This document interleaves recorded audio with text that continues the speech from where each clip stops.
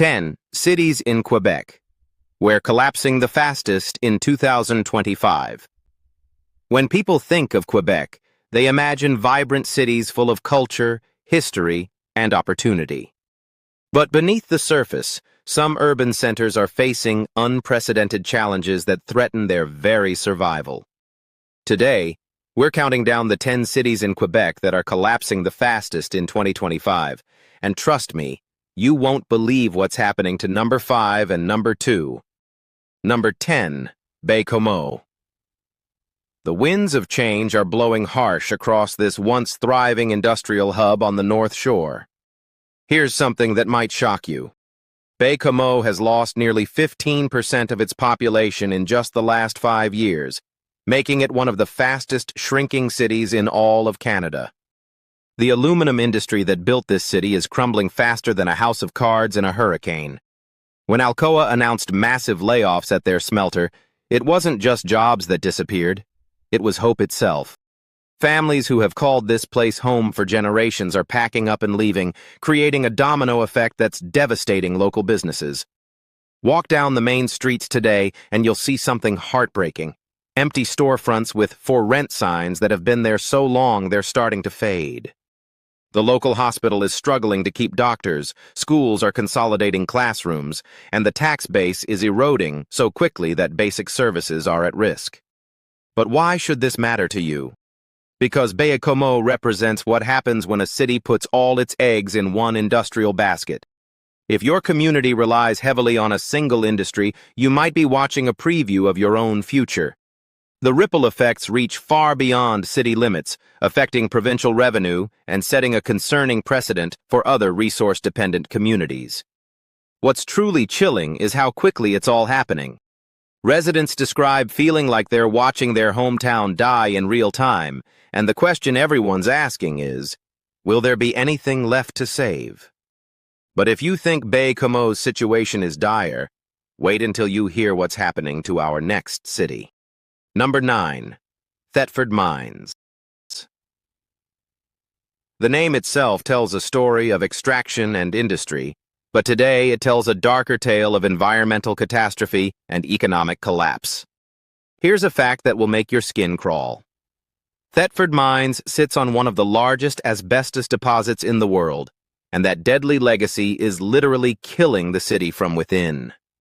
The asbestos mining industry that once employed thousands has left behind a toxic wasteland that's making the city virtually uninhabitable. Cancer rates are skyrocketing, property values have plummeted to almost nothing, and young families are fleeing in droves. The government has spent millions on cleanup efforts, but it's like trying to empty the ocean with a teaspoon. What makes this particularly tragic is the speed of the decline. Just 2 decades ago, Thetford Mines had a bustling downtown and thriving neighborhoods. Today, entire residential blocks stand empty, with houses that can't be sold at any price because nobody wants to live on contaminated land. The psychological impact on remaining residents is devastating. Imagine waking up every day knowing that the very ground beneath your feet could be slowly killing you. Children can't play in certain areas, gardens can't be planted, and the community lives under a cloud of fear and uncertainty that permeates every aspect of daily life. This isn't just an environmental disaster, it's a human tragedy that shows how industrial decisions made decades ago can destroy communities for generations. The lessons from Thetford Mines should terrify any community that prioritizes short-term economic gains over long-term health and sustainability. But as shocking as this environmental nightmare is, our next city faces a completely different kind of crisis that's equally devastating. Number 8. Murdochville. Perched high in the Gaspé Peninsula, this former copper mining town is experiencing what experts call economic free fall. Here's something that will blow your mind. Murdochville was specifically built to house mine workers, and when the mine closed permanently, the city lost its entire reason for existing in less than a year. The statistics are staggering. Population has dropped by over 60% since 2010, And those who remain are mostly elderly residents who can't afford to leave or who refuse to abandon the homes they've spent their lives building. The local grocery store closed, the bank pulled out, and even basic services like reliable internet and cell phone coverage are deteriorating. But here's what makes Murdochville's collapse particularly heartbreaking. This was a planned community, built with hope and precision in the 1950s. Every street, every building, every service was designed to create the perfect mining town. Now those same well-planned streets are eerily quiet, with snow covering abandoned cars and nature slowly reclaiming empty lots. The isolation makes everything worse. Located hundreds of kilometers from major cities, residents can't easily commute to other job markets. The harsh winters that were once bearable when the community was vibrant now feel like imprisonment for those who remain. Local leaders describe feeling like they're managing a hospice rather than running a municipality. What should terrify other small communities is how quickly complete economic collapse can happen. Murdochville went from a functioning town to a near ghost town faster than most people change jobs. It's a stark reminder that in our interconnected economy, single industry towns are just one corporate decision away from extinction. Yet the isolation and economic devastation in Murdochville pale in comparison to the unique crisis facing our next city. Number 7. Schefferville. Welcome to what many consider Quebec's most dramatic urban failure story. Here's a chilling fact. Schefferville has been abandoned and reoccupied multiple times, making it a real-life example of how cities can literally die and attempt resurrection, only to face collapse again. Originally built to support iron ore mining, Schefferville was completely abandoned in 1982 when the mines closed. Ghost Town doesn't begin to describe what it became. Houses stood empty with doors left open, personal belongings scattered in yards, and nature began swallowing entire neighborhoods. Then, amazingly, mining operations resumed in the 2010s, and people moved back, breathing life into the abandoned streets. But now, in 2025, history is repeating itself with a vengeance. The new mining operations are scaling back dramatically, and residents are watching in horror as their resurrected community faces extinction once again.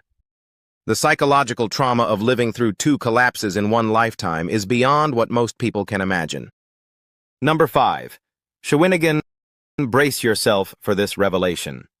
Shawinigan, once known as the City of Energy and birthplace of former Prime Minister Jean Chrétien, is experiencing the fastest population decline rate in Quebec, and the reasons will shock you to your core. Here's what makes this collapse so unprecedented. Shawinigan isn't just losing people to economic factors, it's losing entire generations to what experts are calling cascading infrastructure failure. The city's electrical grid, water systems, and transportation networks are failing simultaneously, creating a crisis that's forcing mass evacuation on a scale never seen in Quebec's modern history. The aluminum smelters that once powered this city have closed one by one, but that's just the beginning of the nightmare. The aging infrastructure built to support heavy industry is now crumbling faster than the city can repair it. Sinkholes are opening up in residential neighborhoods, water mains are bursting weekly, and entire sections of the city are experiencing rolling blackouts that can last for days. But here's the truly terrifying part. The city is caught in what engineers call a death spiral. As more people leave, the tax base shrinks, making infrastructure repairs impossible. As infrastructure continues failing, more people are forced to leave, accelerating the decline. It's a vicious cycle that experts say may be impossible to break without massive outside intervention. The human cost is staggering. Families are abandoning homes they've owned for decades because basic services can't be guaranteed. Schools are closing not just because of declining enrollment, but because they can't maintain safe conditions. The local hospital is operating on emergency protocols, and emergency services are struggling to respond to calls across a city with failing communication systems. What should absolutely terrify viewers is how quickly a modern city with full infrastructure can collapse when the economic foundation disappears. Shawinigan had everything: power plants, transportation links, established neighborhoods, and a proud history. Yet it's disintegrating faster than anyone thought possible, proving that no city is immune to complete systematic failure. The question that haunts everyone watching Shawinigan's collapse is simple. If it can happen here, can it happen anywhere? But even this infrastructure nightmare pales in comparison to the environmental disaster that's destroying our next city from the inside out. Number 4. Témiscamingue. Prepare yourself for an environmental horror story that reads like science fiction, but is terrifyingly real. Témiscamingue sits on the Ontario-Quebec border, and here's a fact that will make your blood run cold. The city is literally sinking into the earth as abandoned mine shafts collapse beneath residential neighborhoods. The underground mine networks that once drove the local economy have become a hidden threat that's making the entire city uninhabitable. Homes are developing massive cracks as the ground shifts, roads are buckling and becoming impassable, and residents live in constant fear that their neighborhood could simply disappear into a massive sinkhole overnight. But the underground instability is just one part of a multi-layered catastrophe. The Ottawa River, which forms the border with Ontario, has become so contaminated from decades of mining runoff that it's affecting the local water supply. Fish populations have collapsed, tourism has evaporated, and health officials are warning residents about long-term exposure to heavy metals in their drinking water. Number 2. Fairmont. Hold on to your seats for this revelation. Fairmont is experiencing what experts are calling the most dramatic planned obsolescence of a city in Quebec history, and the reasons behind it will make you question everything about corporate responsibility and government oversight. Here's the shocking truth.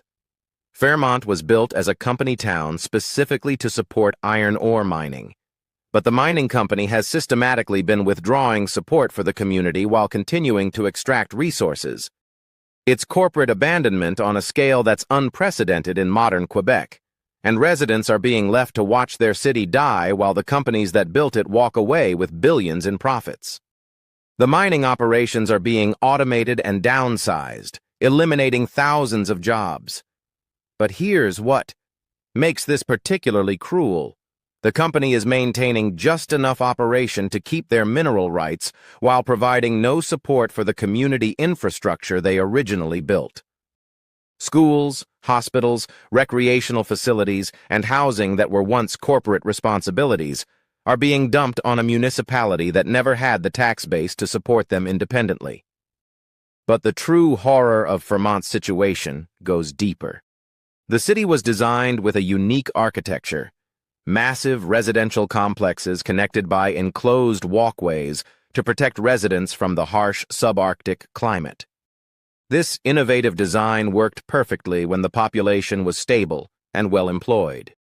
Now, as people leave, entire sections of these massive buildings are being abandoned, creating a maze of empty corridors and vacant apartments that feel more like a post-apocalyptic nightmare than a functioning community. The psychological impact on remaining residents is beyond description. They're living in buildings designed for thousands of people, but with only hundreds remaining. The enclosed walkways that once buzzed with activity now echo with emptiness. Number 1. Sept-Îles.